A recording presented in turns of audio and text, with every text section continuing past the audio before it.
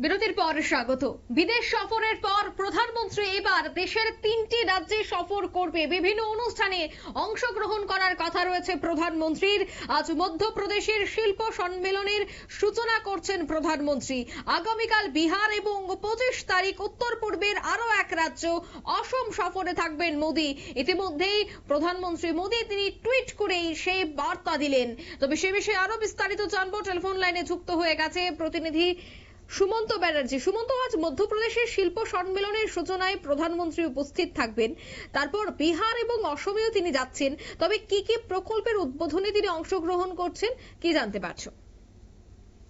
দেখো, একেবারেই যে বিদেশ সফরের পর তার যে তিন রাজ্যের সফর, সেই তিন রাজ্যের সফর কিন্তু বেশ গুরুত্বপূর্ণ। সেই সফর কিন্তু আজ থেকে শুরু হয়ে গেছে। মধ্যপ্রদেশ থেকে তার এই সফর শুরু হচ্ছে, যে সফরে তিনি উদ্বোধন করবেন শিল্প সম্মেলনের, এবং সেখান থেকে তারপরেই তিনি চলে যাবেন বিহারে। সেই বিহারে গিয়ে তিনি কিন্তু পিএম কিষাণ যে প্রকল্প, সেই কৃষকদের জন্য, সেই প্রকল্পের যারা সুবিধাভোগী তাদের হাতে এই সমস্ত সুবিধা তুলে দেবেন। এবং তার পাশাপাশি তিনি সেই কাজ ছেড়ে সেখান থেকে চলে আসবেন উত্তর পূর্বে অসমে। সেখানে কিন্তু 25 তারিখ থেকে শুরু হচ্ছে শিল্প সম্মেলন।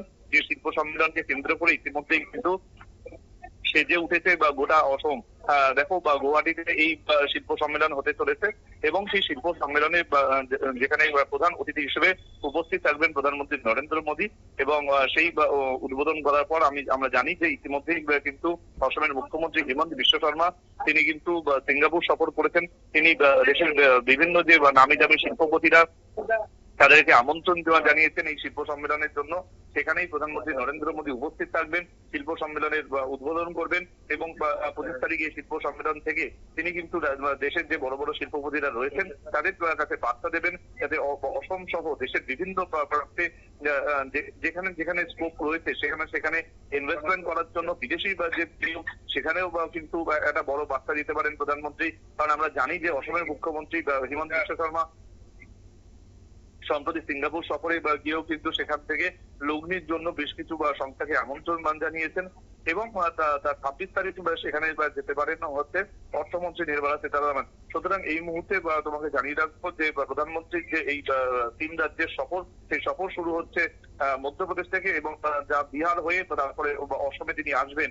এই 3 দিনের রাজ্যের সফর 23, 24 এবং 25, এই 3 দিনের সফরকে কেন্দ্র করে ইতিমধ্যেই 3 রাজ্যে সাজো রব কড়া নিরাপত্তার ব্যবস্থা করা হয়েছে। অঙ্কিতা, ধন্যবাদ সুমন্ত।